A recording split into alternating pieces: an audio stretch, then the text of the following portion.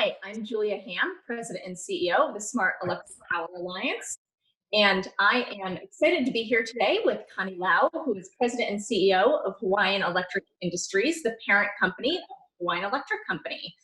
In this SEPA TV series, we are talking to utilities about specific technologies that are going to be playing a very important role within their own portfolio as they move towards a carbon-free energy system. So Connie, thanks so much for joining me. I'm happy to be here, Julia. So we're going to talk today about the role that distributed solar and storage are playing in Hawaii. So give us a little bit of a lay of the land. What's the current state? How would you describe the current state of distributed solar and storage within the Hawaiian Electric Service Territory? Yeah, so Julia, you probably, and maybe other people won't believe it, but in the aggregate, distributed solar is the largest single renewable resource in our entire state. So we're a small state that totals 900 megawatts, but it is our largest single renewable resource when aggregated. So that's about 20% of our residential customers.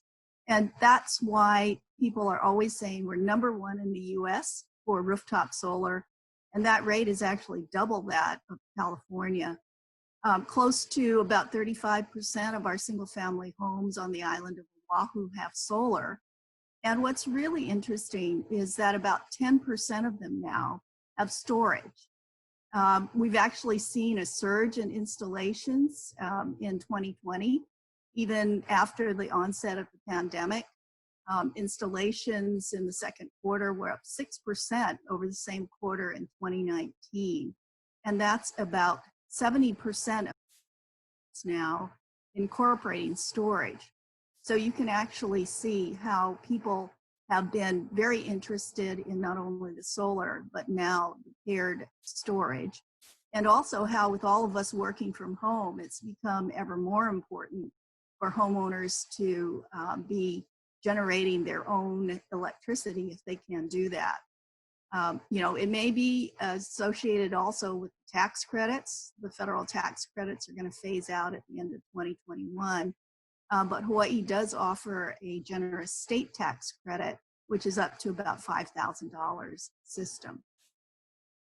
Great. So as a state, Hawaii has very aggressive plans to get to 100% renewable energy by 2045.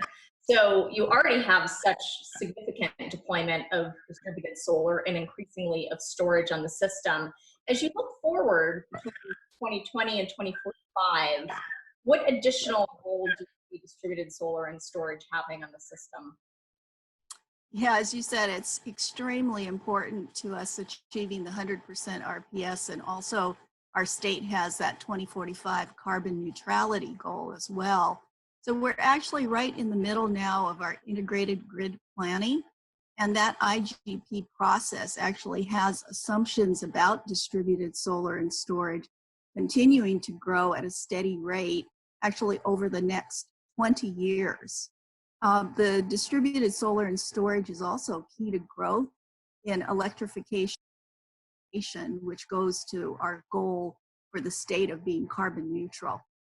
I'd say particularly on the island of Oahu, where most of the population is, and thinking of us as islands, we don't have a lot of land. So land is very much at a premium. Our plans really count on distributed solar and storage on as many rooftops as possible. We recently put out a request for information from owners of land and buildings in the island of Oahu, including things like parking lots and any rooftops, industrial building rooftops as well. Any place that could be potentially a site for solar. And the idea is that we would try to connect developers with landlords and homeowners and landowners, potentially in a win-win for everyone. And I frankly haven't heard of another utility doing this, which just gives you an idea of how committed we are to being a facilitator in getting more distributed solar and storage, because it's just such an important element to our IGP. Well, to your point of, you're doing things that we aren't necessarily seeing from other utilities across the country or even across the globe. We often hear people when we talk about things that are happening in Hawaii, we often hear people say, well, Hawaii is just so different than where we are on the mainland in the US. And so, what's happening in Hawaii isn't really relevant to us. So walk us through, what are the legitimate differences that people should understand about Hawaii versus the mainland when we're talking about the electric utility in the system and customers? But then also, once we sort of understand and recognize those differences, what are the things people should still be looking at and learning from Hawaiian Electric's experience with distributed solar and storage? So I'm laughing because you're taking me back to 2008 when we signed our first memorandum of agreement with the state of Hawaii for a 40% renewable standard. And people just thought we were nuts. And of course, the state went to 100% RPS in 2015, and that was only 5 years ago. And now we've got carbon neutrality as well. Hawaii definitely was way out in front, and you're absolutely right. People used to say, what's relevant that happens in Hawaii, what's relevant even in California in those early days. But I'd say today, there's way fewer differences than there used to be. And that's because we've actually seen the whole industry move to carbon neutrality and very high RPS goals. So while we were an outlier previously, I think now that difference has really been reduced. The main difference that does continue is that we're just on our own.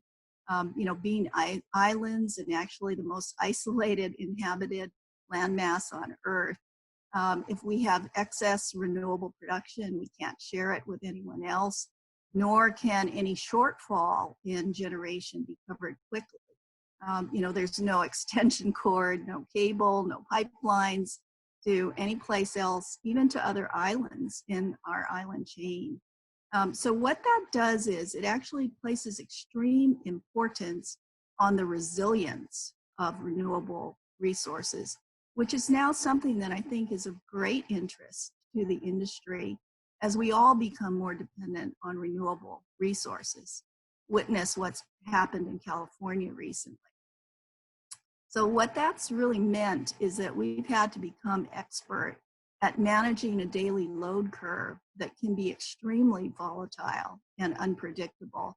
And actually on some of our islands, we have the situation where we have to curtail renewable resources during the day because the solar production is so high. And we don't want to waste any of that clean energy resource. So we see distributed storage as an essential element, not only in managing the grid and providing grid services like peak shaving, voltage support, also enabling the smart charging of electric vehicles and heavy equipment, but also providing customers more choice. And I think when you talk about storage, you just hear it all across the industry now. Storage is really of key interest to everyone.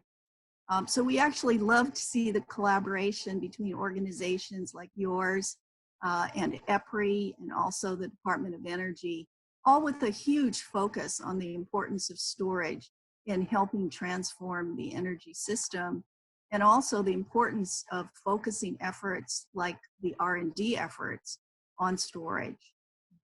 I think one particular lesson from our experience that might be important for everyone to focus on is the collaboration that we've actually done for a number of years with the solar industry itself, and working through a lot of the initial disagreements and challenges that we've had, even when it's been really, really hard. And as you know, there were out and out fights across the industry between the solar industry and our utility industry.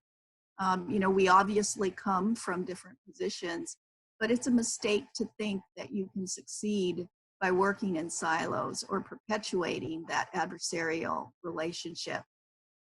because, you know, ultimately, if this is something customers want, and clearly in Hawaii, they want this choice. I think that's the desire of a lot of people across the nation today for distributed solar and storage. And I think that interest is actually going to keep growing. So it's really the role of us as utilities to help make that happen.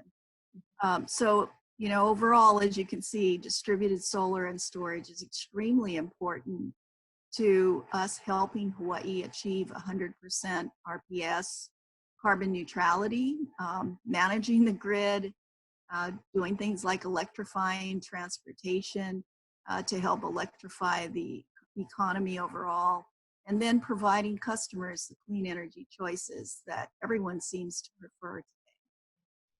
Yeah, that's fantastic, Connie. And one thing, you know, it always sticks with me, something one of your former public utility commissioners from Hawaii had said, you know, that Hawaii really is a postcard from the future. And as I think about utilities in the mainland US and should they be disregarding what's happening in Hawaii is not relevant to them, I think that's a real mistake to do that, right? Because in fact, things may be happening faster, sooner, and in slightly different ways in Hawaii, given your island, the actual physical island situation. What you're seeing today is coming to a service territory near you, right, at some point in the future.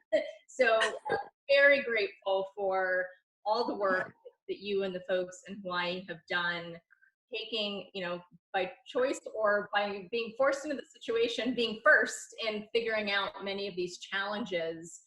And really turning them into opportunities that help all of your customers and all of society. So Connie, thank you again so much for joining us today. Thank you for your continued commitment and leadership in the industry, and look forward to continuing to see what's next for the state of Hawaii. Thank you very much. Thanks for watching. To watch other videos in this series, as well as other series on SEPA TV, please visit sepapower.org or subscribe to our YouTube channel.